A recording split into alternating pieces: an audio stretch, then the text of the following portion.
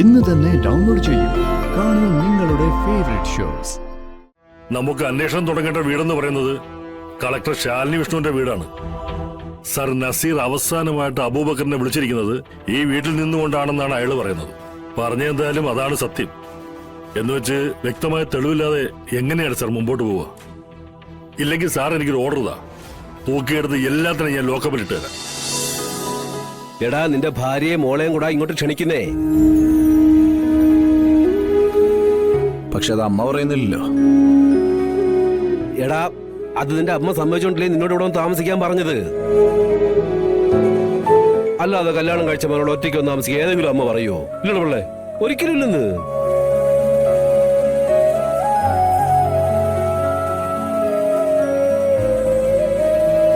അങ്ങനെയാണെങ്കിൽ പിന്നെ എന്റെ ഒരു തീരുമാനം ഞാൻ പറയാം.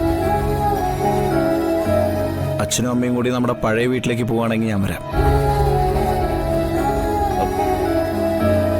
ഞാനും ശാലിനിയും കുട്ടികളും നമുക്ക് എല്ലാവർക്കും കൂടി അവിടെ നിൽക്കാം. പക്ഷെ താമസം നമ്മുടെ പഴയ വീട്ടിലായിരിക്കണം. അതിനിപ്പോ എന്താ? അങ്ങോട്ട് പോകണമെങ്കിൽ അങ്ങോട്ട് പോന്നേ. അതിപ്പോ നമ്മുടെ പേര് കിടക്കുന്ന വീടില്ലയോ? അത് അമ്മ പറയട്ടെ, എന്നിട്ട് തീരുമാനിക്കാം നമ്മൾ താമസിക്കാൻ വരണോ വേണ്ടെന്നൊക്കെ.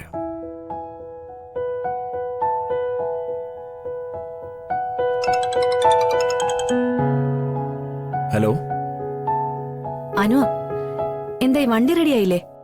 മാഡം ഓഫീസിൽ വന്നു. ഞാൻ അവരൊന്ന് വിളിക്കട്ടെ, എന്നിട്ട് വണ്ടിയും കൊണ്ട് ഞാൻ ഇപ്പൊ തന്നെ അങ്ങോട്ട് വരാം.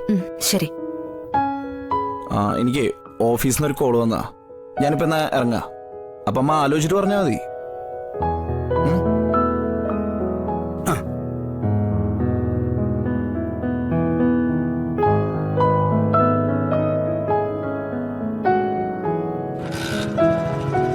അച്ഛാ, പോയിട്ട് വരാം.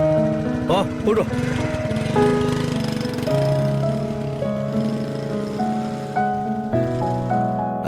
അവൻ പറഞ്ഞാലും കാര്യമുണ്ട് ഭാമേ. എന്റെ അഭിപ്രായം അത് തന്നെ. നമുക്ക് നമ്മുടെ വീട്ടിലേക്ക് പോവാം.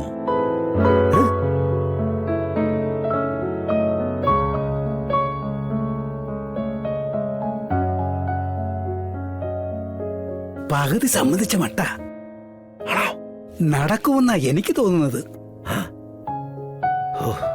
നടന്നാ മതിയായിരുന്നു എന്റെ ഭഗവാനെ.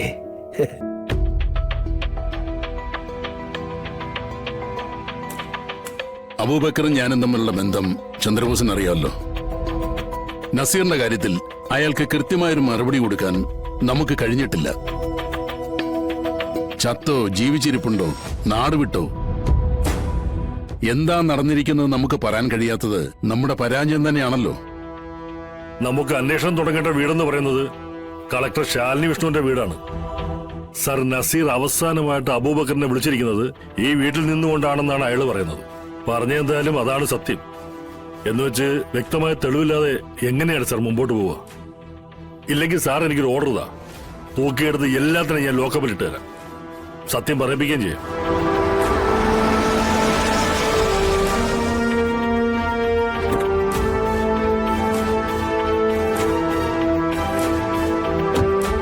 അബൂബക്കർ എനിക്ക് തലവേദന വന്നുകൊണ്ടിരിക്കുകയാണ്. അയാൾക്ക് മുന്നിൽ എനിക്ക് എന്റെ മുഖം രക്ഷിച്ചേ കഴിയൂ. ഞാനിങ്ങോട്ട് വരാൻ പറഞ്ഞിട്ടുണ്ട്. സാർ, അബൂബക്കർ എന്നൊരാള് സാറിനെ കാണാൻ വന്നിട്ടുണ്ട്. വരാൻ പറയൂ. ശരി സാർ. എന്തെങ്കിലും കൃത്യമായ ഒരു ഉറപ്പ് ഈ അബൂബക്കറിന് കൊടുക്കണം.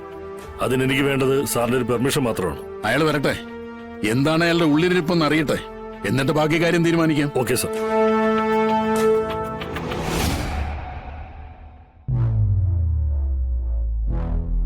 താനിരിക്കെ. സാർ, നമ്മൾ തമ്മിലുള്ള സൗഹൃദം വെച്ച് സാർ ഈ കേസ് അന്വേഷിക്കണ്ട. ഒരു സാധാരണക്കാരനായ ഒരാൾക്ക് അയാളുടെ മകനെ കുറിച്ച് അറിയാനുള്ള ആഗ്രഹം അത് മാത്രം നിങ്ങൾ കണക്കിലെടുത്താൽ മതി. എന്റെ മകൻ എന്താണ് സാർ സംഭവിച്ചത്? അബൂബക്കറെ, തന്റെ ബുദ്ധിമുട്ടും സങ്കടവും മാനസിക വ്യഥയും മനസ്സിലാക്കിക്കൊണ്ട് തന്നെ പറയുക. എത്രയും പെട്ടെന്ന് തന്റെ ചോദ്യങ്ങൾക്കുള്ള ഉത്തരം ഞങ്ങൾ കണ്ടെത്തിയിരിക്കും. എങ്ങനെ കണ്ടെത്തുന്നാണ് സാർ ഈ പറയുന്നത്? ഇത്രയും നാളായി നിങ്ങളുടെ അന്വേഷണ ഉദ്യോഗസ്ഥർക്ക് ഇതിലൊരു പുരോഗതി ഉള്ളതായി തോന്നിയോ? നിങ്ങൾക്ക് നിങ്ങളെ തന്നെ ബോധ്യപ്പെടുത്താൻ പറ്റിയിട്ടില്ല. പിന്നെ എങ്ങനെയാണ് സാർ നിങ്ങൾക്ക് എന്നെ ബോധ്യപ്പെടുത്താൻ പറ്റുക? ആരൊക്കെ ഏതൊക്കെ രീതിയിൽ ഇതിന് പിന്നിൽ കിടന്ന് കളിക്കുന്നുണ്ടെന്ന് എനിക്കറിയാം. പക്ഷേ അവരിലേക്ക് ഞാൻ ചെന്ന് കയറണമെന്നുണ്ടെങ്കിൽ എനിക്ക് മുകളിലുള്ള ആൾക്കാരുടെ അനുവാദം വേണം.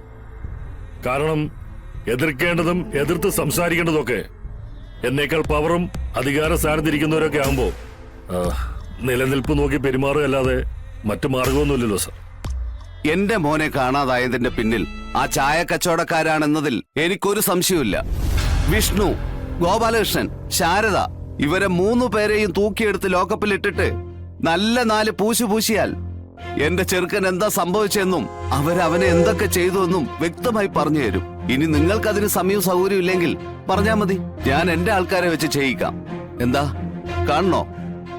പിന്നെ കേരള പോലീസ് ക്രെഡിറ്റും ചോദിച്ചു വന്നേക്കരുത്. അബൂബക്കറെ, ആ വീട്ടുമുറ്റത്ത് നിന്ന് കിട്ടിയെന്ന് പറയുന്ന കൈപ്പത്തി ഫോറൻസിക് ലാബിലേക്ക് അയച്ചിട്ടേ ഉള്ളൂ. ആ റിപ്പോർട്ട് വന്നാലേ ആ കൈപ്പത്തി നസീറിന്റെ തന്നെയാണെന്ന് ഉറപ്പുവരുത്താൻ പറ്റൂ.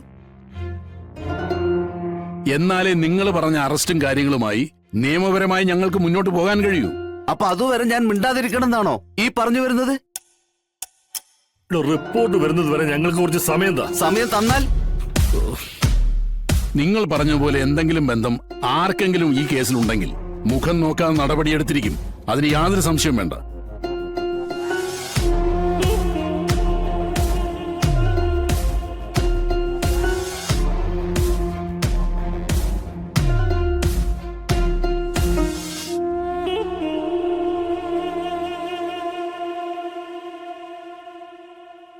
ജിൻസി, ഇപ്പൊ അനുവിന്റെ കയ്യിൽ കൊടുത്തുവിട്ട ഫയലുണ്ടല്ലോ, അതിൽ ചില കറക്ഷൻസ് ഉണ്ട്.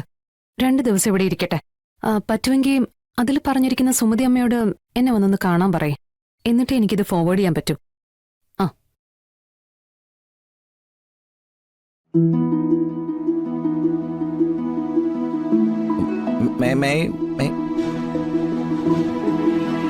ഞാൻ അകത്തേക്ക് വന്നോട്ടേന്ന്.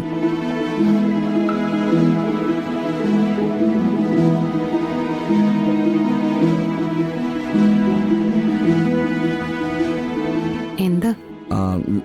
ഞാനൊരു ഒഫീഷ്യൽ കാര്യം പറയാൻ വേണ്ടി വന്നതല്ല, പേഴ്സണൽ കാര്യം പറയാൻ വേണ്ടി വന്നതാ. ഇരിക്കും. പേഴ്സണൽ കാര്യം ഇരുന്നോണ്ട് പറഞ്ഞാ മതി. അതിനിപ്പോ ഇരുന്നില്ലെന്നൊരു കുഴപ്പം വേണ്ട.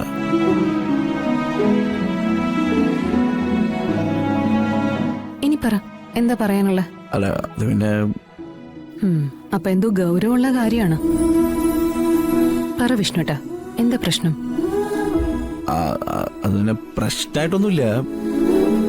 അച്ഛൻ എന്നെ വീട്ടിലേക്ക് വിളിപ്പിച്ചിട്ടുണ്ടായിരുന്നു.